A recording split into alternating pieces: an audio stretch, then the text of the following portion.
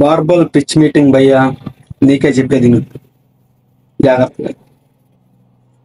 నువ్వు రివ్యూ చెప్పడం నాకు బాగా ఇష్టం. నువ్వు చెప్పే పాయింట్లు చాలా బాగుంటాయి. కొన్ని విషయాల్లో నీతో నేను ఏకీభవిస్తా, కానీ మరీ నువ్వు శృతి మించి మాట్లాడుతున్నావేమో అని నా అభిప్రాయం. ఎందుకంటే కొన్ని వందల కోట్లు పెట్టి సినిమా తీస్తుంటే నువ్వు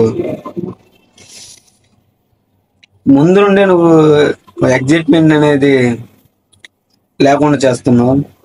అలా కాకుండా సినిమా రిలీజ్ అయిన తర్వాత రివ్యూ ఇచ్చావు అనుకో, అది నీ ఓన్ ఒపీనియన్ అవుద్ది. ఓకే, ట్రైలర్ అనాలిసిస్ కూడా చేయవచ్చు, నీ రియాక్ట్ అవ్వచ్చు. కాకపోతే మరీ అంత ఓవర్గా రియాక్ట్ అవ్వటం మంచిది కాదేమో నా అభిప్రాయం. ఒక బ్రదర్లా చెప్తున్నాను నేను. నువ్వు చెప్పే విధానం కరెక్టే, కానీ కొంతమందికి నచ్చట్లేదు. కొంతమంది కానీ కాదు, చాలా మందికి నచ్చట్లేదు నీ కాన్వర్జేషన్ అనేది.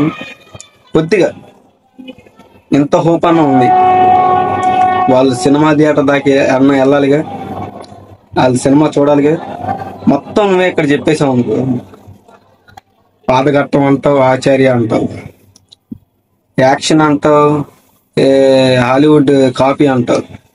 అలా కాదు, కొన్ని కొన్ని సీన్లు ఇన్స్పిరేషన్ కింద తీసుకొని వాడచ్చు వాళ్ళ సినిమాలో, తప్పేం లేదు.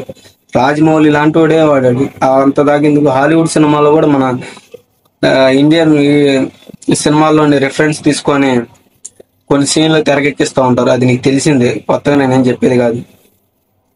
కాకపోతే నువ్వు ఇచ్చే రివ్యూ అనేది సినిమా చూసిన తర్వాత ఇస్తే బాగుండిద్దాం. ఇవ్వు, పర్లేదు, ట్రైలర్ రియాక్షన్ కూడా చెయ్యి. కాకపోతే మరీ అంత ఓవర్గా థింక్ చేసి మరీ అంత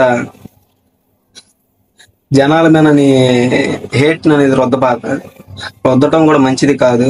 ఎందుకంటే అన్ని వందల కోట్లు పెట్టి తీసి అన్ని రోజులు కష్టపడితే ఒక సినిమా రెడీ అవుతుంది. కాబట్టి చాలా మంది కష్టం ఉండిద్ది సినిమాలో. నేను ఒక రివ్యూర్ని, కాకపోతే నీ అంత అనాలిసిస్ చేయటం, నీ అంత పండితుడిని అయితే కాదు. కాకపోతే నాకున్న పరిధిలో నేను చెప్తాను. కానీ నువ్వు మరీ శృతి మించి చెప్తున్నాను నా అభిప్రాయం. అంతేకాదు, నేను కామెంట్స్లో మామూలుగా వేసుకోవట్లేదు, నీకు అది అర్థమవుతుందో లేదు నాకు తెలియదు. కానీ నీ మీద కనీసం ఇప్పటికి 100 వీడియోలు వచ్చి ఉంటాయి నీ వీడియోకి.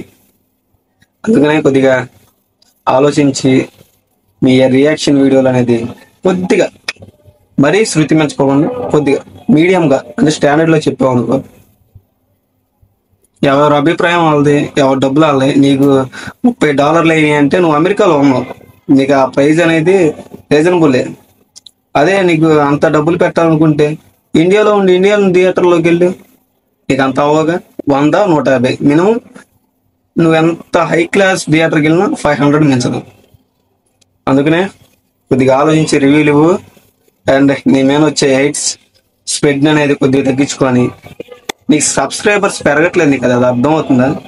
వ్యూవర్షిప్ అనేది వస్తుంది. కానీ మన ఇండియాలో ఉన్న దరిద్రం ఏంటంటే, నువ్వు మంచి చెప్పు, ఎవ్వడండు అదే నువ్వు నెగిటివ్గా చెప్పావు అనుకో, ఒక్కసారి కాదు అదే వీడియోను 10 సార్లు చూస్తారు. అది మన దరిద్రం. అంతేగా అన్న, నీకు చెప్పాలనుకుని నేను చెప్పేసి తర్వాత నీ ఇష్టం. ఫ్రెండ్స్, ఈ వీడియో కనుక మీకు నచ్చితే లైక్ చేయండి, షేర్ చేయండి. అలాగే నాలంటోని కూడా సబ్స్క్రైబ్ చేసుకొని సపోర్ట్ చేయండి. And thank you. See you on the next video.